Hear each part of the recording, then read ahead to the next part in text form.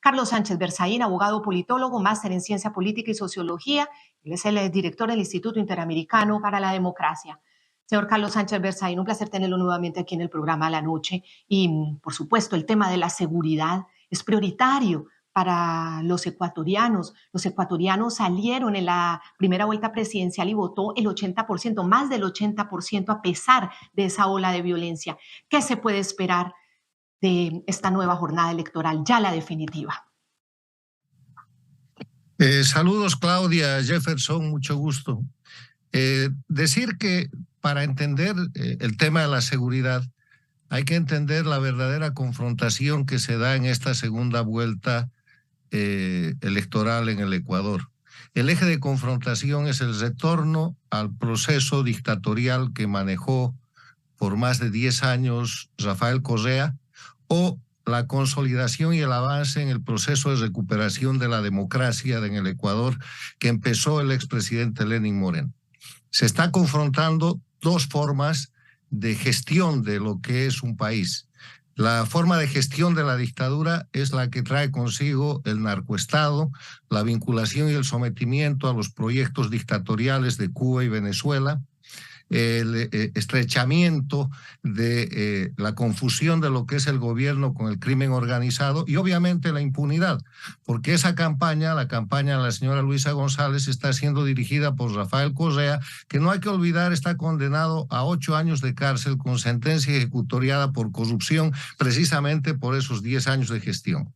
Y en el otro lado tenemos una figura joven que no es sino el resultado de la necesidad de cambio después de que se produce el asesinato de Fernando Villavicencio, que no es un dato menor, es un dato muy importante porque todos los asesinos, los sicarios de Fernando Villavicencio ya han sido asesinados y queda por encontrar quiénes son los autores mediatos o intelectuales de aquello. Este es el tremendo eje de confrontación en el cual la violencia no es sino una forma de expresar la campaña electoral del retorno a la dictadura que le está queriendo decir al pueblo ecuatoriano: con nosotros, con Correa, esto era diferente, cosa que no es cierta, porque todo lo que está viviendo el pueblo ecuatoriano no es sino la consecuencia de ese proceso, incluida la inestabilidad que viene de un conjunto de leyes que en vez de proteger los derechos humanos los violan.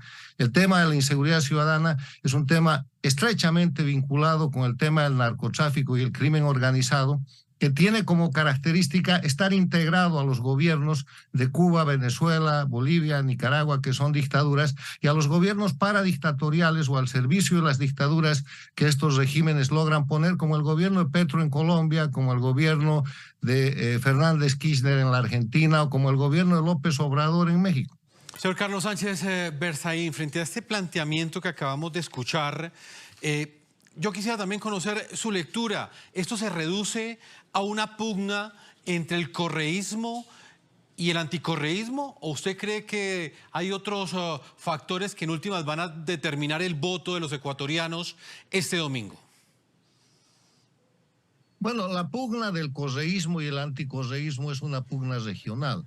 Es el sistema dictatorial del socialismo del siglo XXI, castrochavismo versus la democracia, que se ha derrotado en el Ecuador a partir del giro que da el presidente Lenín Moreno y de la elección del presidente Guillermo Lasso a lo que se llama esta izquierda del socialismo del siglo XXI, que es básicamente antidemocracia. Entonces, en ese escenario, además de ser ese el eje de confrontación local y regional, lo que se está disputando en el Ecuador este domingo es que el Ecuador va a seguir por el camino de la recuperación de su democracia, el camino en el que tiene muchas cosas que hacer. Tiene que cambiar las leyes que dejó el sistema dictatorial de Rafael Correa. Tiene que combatir la impunidad. Ahí hay un Rafael Correa con 8 años de cárcel, sentencia ejecutoriada, que se pasea por el mundo, que asesora gobiernos y que tiene impunidad porque el gobierno de Guillermo Lasso no ha hecho nada por ejecutar esas órdenes. Hay una cantidad de otra gente que está en la misma situación. No olvide usted que de la embajada de Argentina en el Ecuador ha fugado una funcionaria que después ha terminado en Colombia o Venezuela, que estaba jurídicamente acusada Venezuela, por los casos de corrupción del gobierno de Rafael Correa. Entonces aquí, además de la confrontación, de terminar de sacar el esquema dictatorial del socialismo del siglo XXI del Ecuador, está la vida, la libertad y los derechos humanos de los ecuatorianos.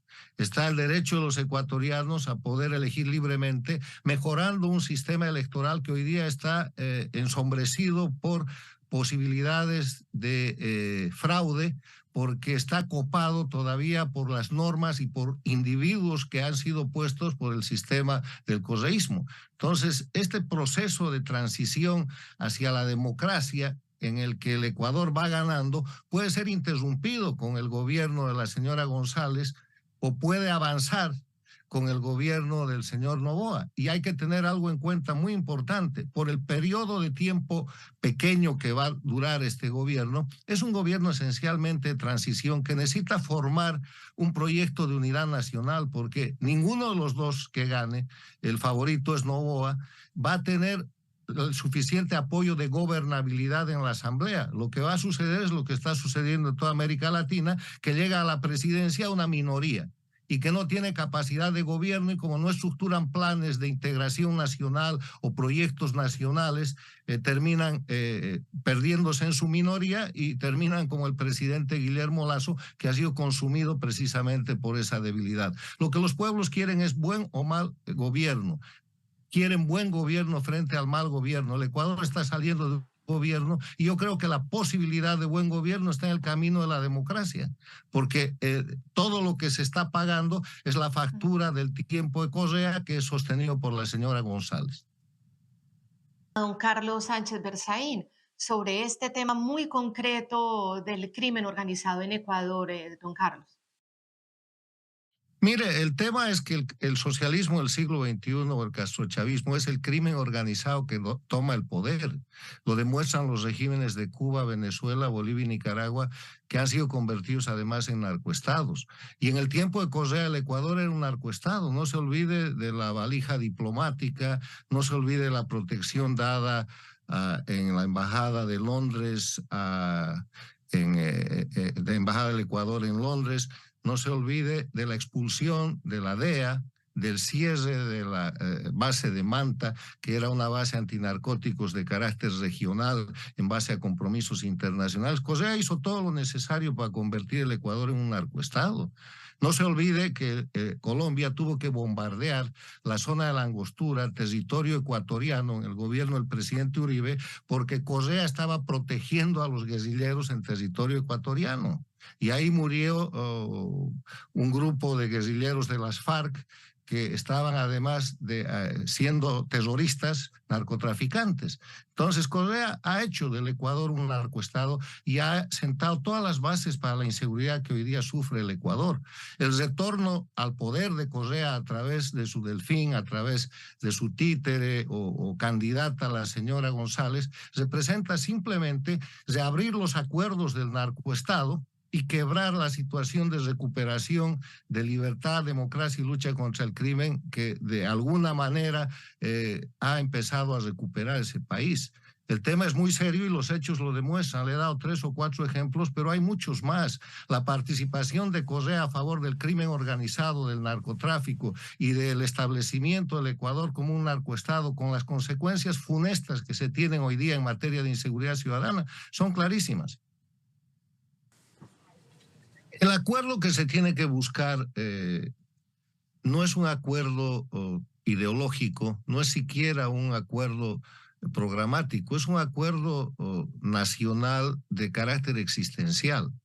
Por la crisis y por el momento histórico que tiene el Ecuador, el presidente que gane tiene que buscar un acuerdo que le dé la mayoría, pero que le dé la mayoría para desarrollar un plan nacional, que debe consultar por lo menos 3 aspectos. El primero es seguridad, el segundo es economía. La seguridad tiene que ver con la lucha contra el narcotráfico.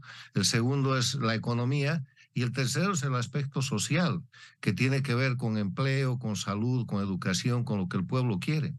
Si eso no sucede, lo que vamos a tener es un gobierno corto, pero de nuevo un mal gobierno, y el resultado va a ser una elección mucho más reactiva el subsiguiente año.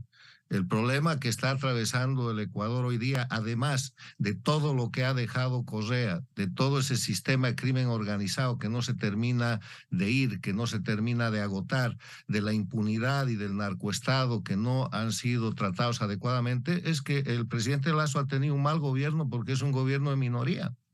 Ha tenido mucho éxito en temas internacionales y en temas económicos, de acuerdos, de tratados, está firmando ahora mismo el Tratado de Libre Comercio con Corea del Sur, etcétera, etcétera, pero en el plano interno, en el plano político, en el plano social, en el plano de la seguridad es un absoluto fracaso y eso lo ha llevado a la situación en la que está Ecuador. O sea, se necesita buen gobierno y para buen gobierno se necesita un consenso, un acuerdo nacional para que estos 18 meses que quedan de gobierno con el nuevo presidente sean de un proyecto de nación, de un proyecto de terminar la transición a la democracia y permitirle al Ecuador la siguiente elección en condiciones normales.